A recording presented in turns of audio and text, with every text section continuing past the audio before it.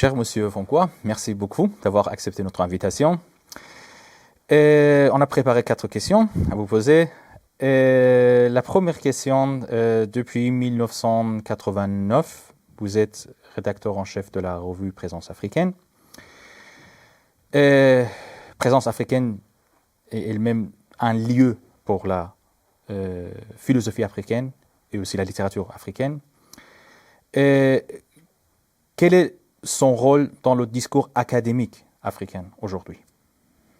Avant de parler du rôle dans le discours académique aujourd'hui de la revue Présence africaine, il faudrait peut-être parler de son rôle hier dans le discours académique. Alors hier, le discours académique, c'était un discours de revendication et de positionnement. Revendiquer la possibilité pour des intellectuels africains méconnus dans l'académie de pouvoir tenir un discours philosophique, entre autres. Pas seulement, mais un discours philosophique, c'est-à-dire un discours reconnu dans le champ de la philosophie, entre guillemets, occidentale, comme étant un discours possible. Et cela était d'autant plus justifié que pendant très longtemps, si on a pu accepter que les Africains subsahariens fassent de la poésie, du théâtre, du roman, il était difficile d'accepter qu'ils fassent de l'histoire et de la philosophie. Donc ces deux domaines de la science ont été des vraies conquêtes de présence africaine. Dans le domaine de l'histoire, à cause de Cheikh Anta Diop et de tout le mouvement que cela va initier, y compris à l'UNESCO et l'histoire de l'Afrique. Et dans le domaine de la philosophie en particulier, à cause de la volonté de réfléchir à ce que c'est que la philosophie africaine à partir du lendemain de la Seconde Guerre mondiale. Et il ne faut jamais oublier que le premier ouvrage publié par la maison d'édition Présence africaine, qui est postérieur à la revue Présence africaine, c'est l'ouvrage du révérend Père Tempels, c'est la philosophie bantou. Et évidemment, ce texte qui est publié d'abord en néerlandais va surtout être publié en français. Et c'est à partir de la publication en français qu'il y aura la publication en anglais. Et tout ce que l'on connaît aujourd'hui de la critique qui est celle de la philosophie bantou, et peut-être même la naissance une certaine philosophie africaine, ou une réflexion sur la philosophie africaine. Ce que va faire la revue Présence africaine, surtout à partir de 1956, c'est de publier régulièrement des réflexions, non pas sur la philosophie comme science, mais sur la conception que l'on peut avoir de la pensée africaine. Au moins dans plusieurs domaines. D'abord dans le domaine qui est celui de la religion, parce que c'est là-dessus que s'est construit en fait la philosophie, en partie la philosophie africaine. J'allais dire la religion, les religions européennes, la religion chrétienne, catholique en particulier, parce que le révérend Père Tempels, c'était un catholique. La pensée de la philosophie bantou, c'est une pensée qui se situe dans le giron du catholicisme, et que la plupart des premiers penseurs, philosophes, qui vont être publiés à Présence africaine sont d'abord des catholiques. Et cela va donner après en fait une réflexion sur l'islam, mais c'est d'abord des catholiques. Donc c'est comme ça qu'il faudra arriver à comprendre cela, parce qu'il faut faire une certaine critique de la philosophie. Deuxième élément qui est important, c'est comment philosopher ou penser à partir des langues qui sont des langues européennes. C'est-à-dire, au fond, le français, l'anglais, le néerlandais, et un peu plus tard l'allemand. Donc toutes ces questions-là vont pousser Présence africaine à réfléchir sans trouver de solution définitive à faudrait-il philosopher dans les langues africaines. Débat qui a été posé dans les années 50 et qui n'a jamais été résolu. Troisième point qui est assez intéressant sur la philosophie, c'est que peut-on dire des philosophes africains? Est-ce qu'il y en a quelques-uns? Quels sont leurs courants? Alors c'est là le grand débat que l'on connaît de la philosophie, avec bien sûr, on le sait, des critiques sont des critiques assez nombreuses sur est-ce qu'on peut décider de l'identité des philosophes africains, quelles peuvent être leurs caractéristiques, est-ce qu'ils sont une communauté unique ou bien une communauté diverse. Et je pense que toutes ces questions-là vont nourrir en fait tout le débat ou tous les débats que l'on va voir poindre en fait en France en particulier et à la revue Présence africaine de façon plus particulière encore sur la question de la philosophie. Ces questions vont en fait nourrir assez paradoxalement les enseignements de la philosophie en Afrique. Oui. Et que dès que les premiers curricula d'enseignement de la philosophie se mettent en place, à Lovanium par exemple, au Congo, ou alors dans certaines universités de l'Afrique centrale ou bien de l'Afrique subsaharienne, ben, en fait les premiers professeurs de philosophie sont d'abord des religieux. Ah oui. Et effectivement, on va s'apercevoir que très souvent, les enseignements qui sont des enseignements de philosophie ne sont pas très loin des enseignements de théologie. Et qu'au fond, les différents lieux où on va beaucoup réfléchir à la philosophie se trouvent dans les séminaires. Pourquoi? Parce que les premières années d'enseignement dans les séminaires catholiques sont des années où on enseigne deux choses, la théologie et la philosophie. Donc du coup, traditionnellement, c'est comme ça que ça se passe. Et donc va être mis en place dans les curricula les enseignements sur la philosophie africaine. Et les lieux de grand développement de ces enseignements, c'est l'université de Lovanium, par exemple, au Congo, ou alors ce sont des universités qui sont des universités où on accepte un peu plus souvent dans les curricula des professeurs qui sont des professeurs qui sont plus ou moins des séminaristes, plus ou moins des prêtres, plus ou moins des moines appartenant en particulier à des congrégations qui sont des congrégations religieuses comme les jésuites. Donc on va voir se développer beaucoup d'enseignements autour de ces deux notions de philosophie et de religion. La question qui est celle de l'enseignement de la philosophie que je vais appeler séculière, c'est-à-dire celle de ceux qui n'appartiennent pas à ces groupes-là, c'est assez récent. Et en fait, il faudrait se situer à la fin des années 70, 1970, pour voir se développer cette catégorie d'enseignants de philosophie qui ne sont pas totalement liés en fait à la question de la religion. Et pour ce faire, va se mettre en place la présence africaine, comme cela s'était fait pour la poésie et pour la littérature, des manuels de philosophie africaine, alors avec des grands débats sur qui peut écrire des manuels de philosophie africaine, quelles sont les questions qui peuvent être posées dans ces manuels à l'intention des élèves qui sont presque toujours des mêmes classes, les élèves des classes de terminale, et comment est-ce qu'on peut initier des enseignements de philosophie dans ces cas-là, avec des exemples qui sont des exemples absolument différents en fonction des pays. Merci beaucoup. Vous êtes vous-même chercheur en littérature et c'est le domaine de votre travail et vous enseignez aussi la littérature africaine. Et comment vous voyez la relation entre la philosophie et la littérature? Alors, comment est-ce que je vois la relation entre la littérature et la philosophie? Moi qui n'ai fait la philosophie que jusqu'en classe de licence. Donc, moi, j'ai une licence de lettres philo, comme ça s'appelait autrefois. Donc, je n'ai pas poursuivi, en fait, je n'ai jamais fait de recherche en tant que tel en philosophie. Mais il se trouve que les enseignements que je fais portent assez souvent sur des auteurs qui peuvent être considérés aussi comme étant des penseurs. C'est Glissant qui m'a beaucoup occupé à un certain moment donné, c'est Mudimbe qui m'a occupé à un certain moment donné, c'est Césaire bien sûr, c'est Senghor, ou bien c'est Damas. C'est-à-dire qu'en fait c'est la plupart des auteurs qui en fait ne font pas que la littérature, ou alors qui en fait conçoivent que la littérature n'est pas simplement faite pour la littérature, si je peux m'exprimer ainsi. Mais cela est, de mon point de vue, assez évident.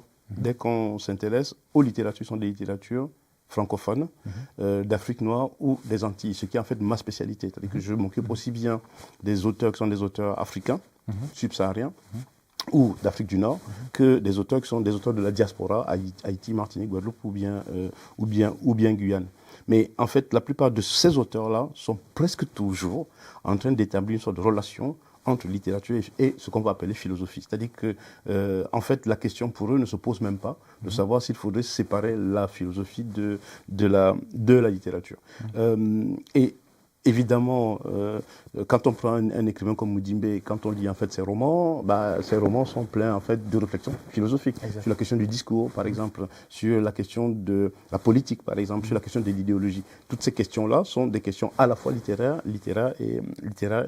et philosophique. Mais quand on prend un auteur qui est un auteur encore beaucoup plus intéressé à ces relations entre littérature et philosophie, je pense en fait à quelqu'un sur qui je travaille depuis longtemps, qui est Édouard Glissant. Mais Édouard Glissant ne sépare pas du tout philosophie et poésie, par exemple. Pour lui, la philosophie, c'est la poésie c'est la philosophie.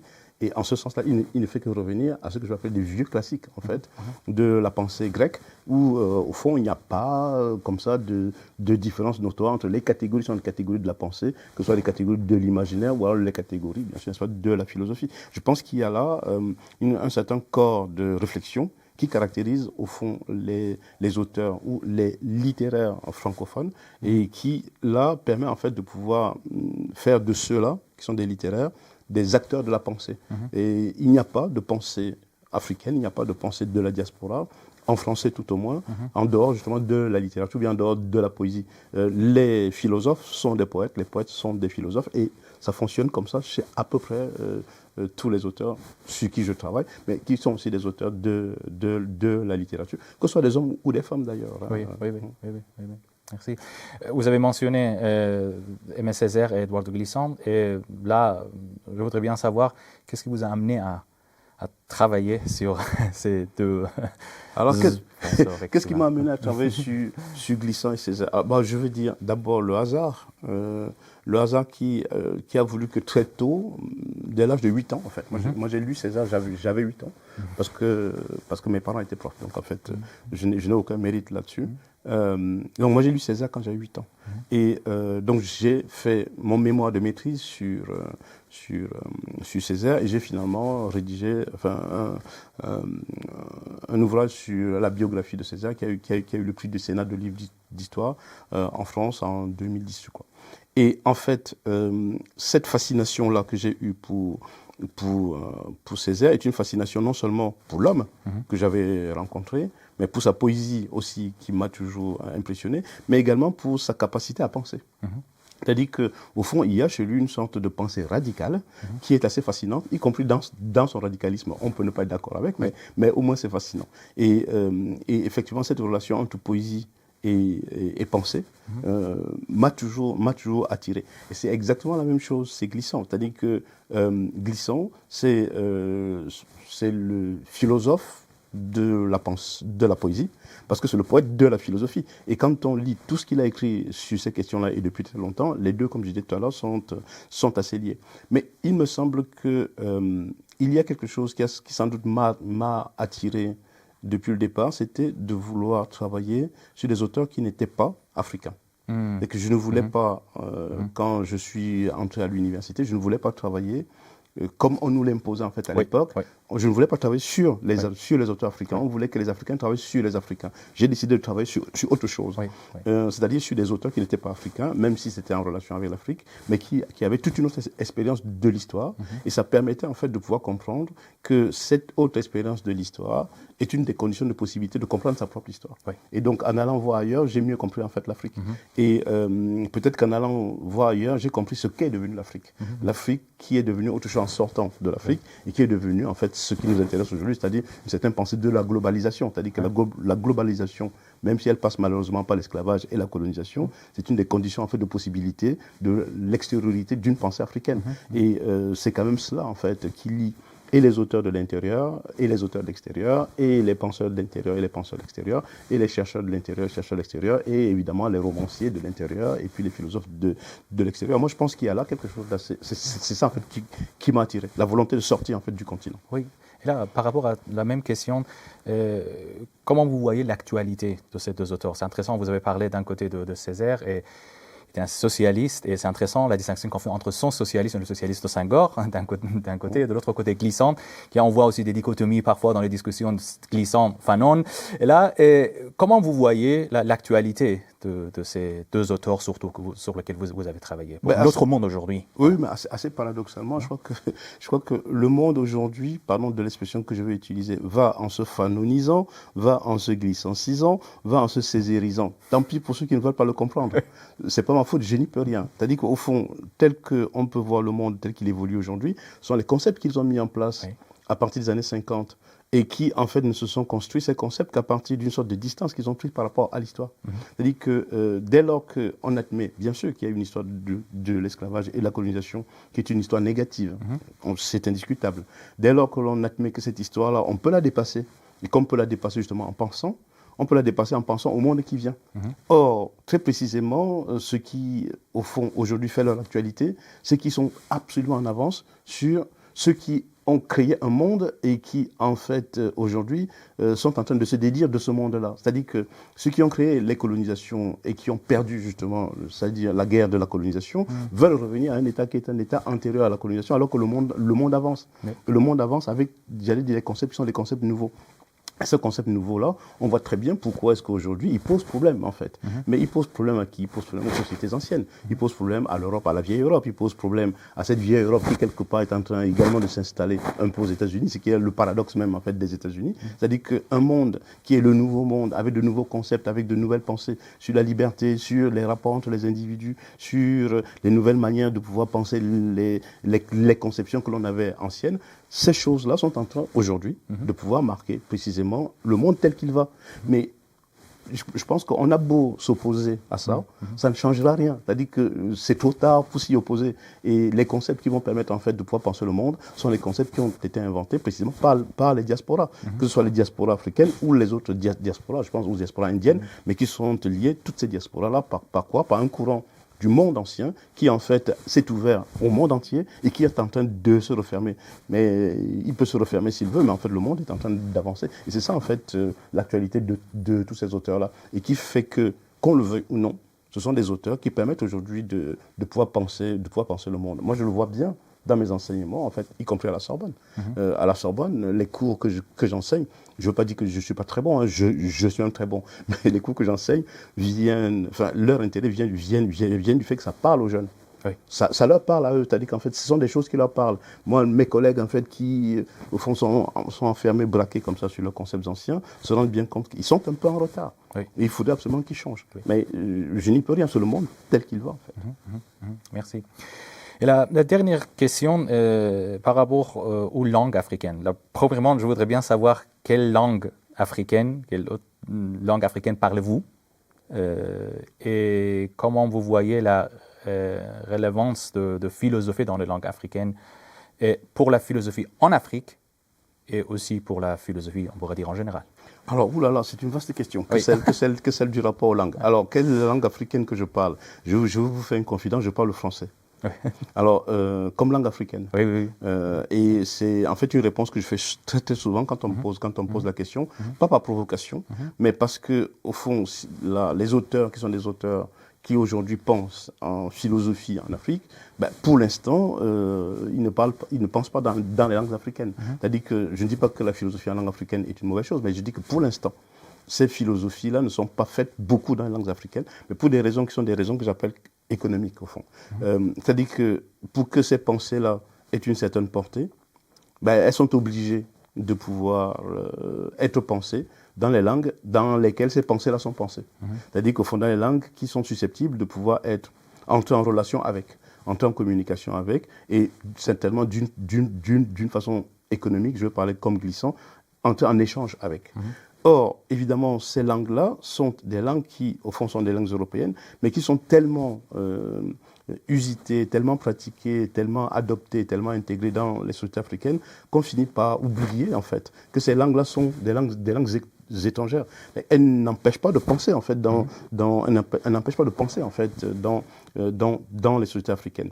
Et je pense qu'il faudrait faire, alors là, de mon point de vue, une différence assez nette entre ce que portent en fait les langues africaines, et moi je pense que les langues africaines portent une sagesse africaine, qu'il est possible bien sûr de transformer en philosophie africaine. Donc je fais une différence entre sagesse africaine et philosophie africaine, et d'autre part, se détacher précisément de l'idée selon laquelle toute philosophie africaine n'est qu'à condition qu'elle soit pensée dans une langue africaine. Ce serait une erreur. Et ce serait d'autant plus une erreur qu'on finirait par faire croire que l'Afrique n'a pas adopté les langues étrangères. C'est-à-dire qu'au fond, qu'on le veuille ou non, aujourd'hui, les langues étrangères sont tellement devenues des langues africaines qu'au fond, penser dans ces langues-là, c'est autant penser dans les langues africaines d'origine étrangère, entre guillemets, que penser dans les langues africaines d'origine locale ou bien d'origine endogène ou bien d'origine indigène. Et dans le domaine de la littérature, qui est un peu le mien, on le voit très bien. C'est-à-dire que prendre un écrivain comme Kourouma, écrivain ivoirien, et dire il écrit en français, oui, mais sa pensée, c'est une pensée qui est une pensée ivoirienne, c'est une pensée malinquée, sa sagesse est malinquée. C'est-à-dire que tout le monde, tout le paysage, tous les habitus, tous les caractères qu'il décrit, ça n'a rien à voir avec les caractères européens. Ça n'a rien à voir avec les caractères occidentaux. Ça a tout à voir avec les caractères africains. Et à partir de là, on peut très bien voir comment se dégage derrière cette littérature-là une certaine modalité de pensée, donc une certaine conception du monde, donc une vision du monde, donc de mon point de vue, une certaine philosophie. Pourquoi? Parce que ces mots-là qui disent ces réalités-là ne sont réductibles qu'à ce monde-là et à aucun autre monde. Et à partir de là, on peut entrer en dialogue avec d'autres. Je pense que la question des langues africaines, et c'est peut-être là ce que les auteurs ont très bien compris, ça permet en fait d'une certaine façon aussi de décoloniser la pensée. Oui. C'est-à-dire qu'au fond, il faut décoloniser le regard qu'on a porté sur les langues, les conceptions qu'on a portées sur les langues, parce qu'elles freinent au fond la pensée. Très bien. Merci beaucoup. Je vous en prie.